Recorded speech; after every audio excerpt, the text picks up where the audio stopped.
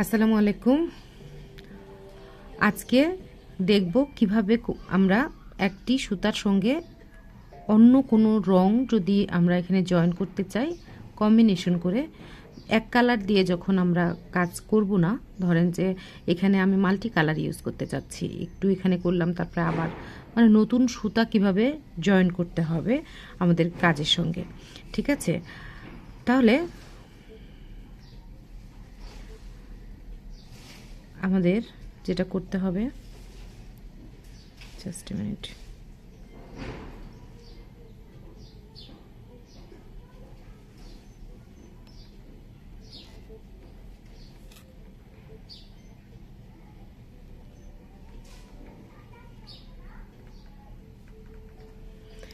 ধরেন আমি এখানে সুতাটা জয়েন করতে চাচ্ছি, তাহলে কি করব, প্রথমে এই নতুন একটা সুতা আমি এখানে জয়েন করব। ওকে, তাহলে এখানে প্রথমে আমি এটাকে বেঁধে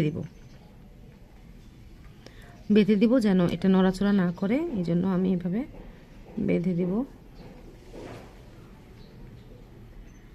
খুবই সহজ এবং সিম্পল একটা ওয়ে আমি দেখাচ্ছি।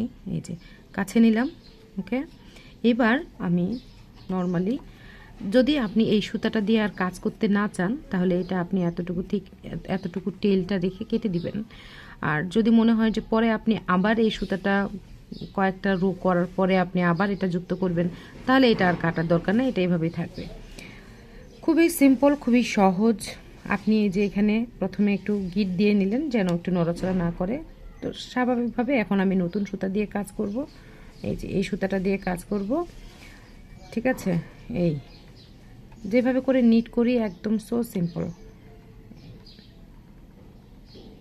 ওকে, এই যে একটু টেলটাকে বড় রাখার চেষ্টা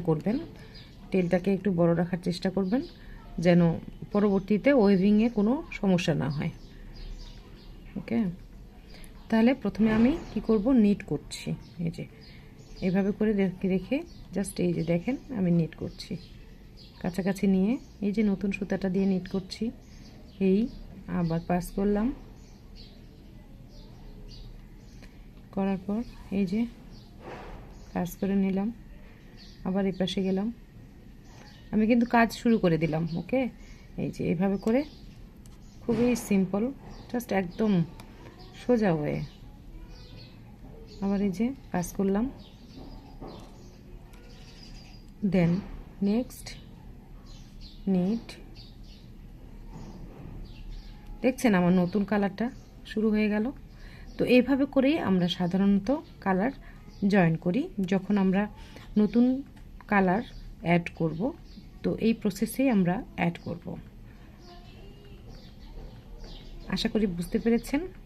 যদি কোথাও কোনো সমস্যা হয়ে থাকে, বুঝতে প্রবলেম হয়, অবশ্যই কমেন্টস করে জানাবেন।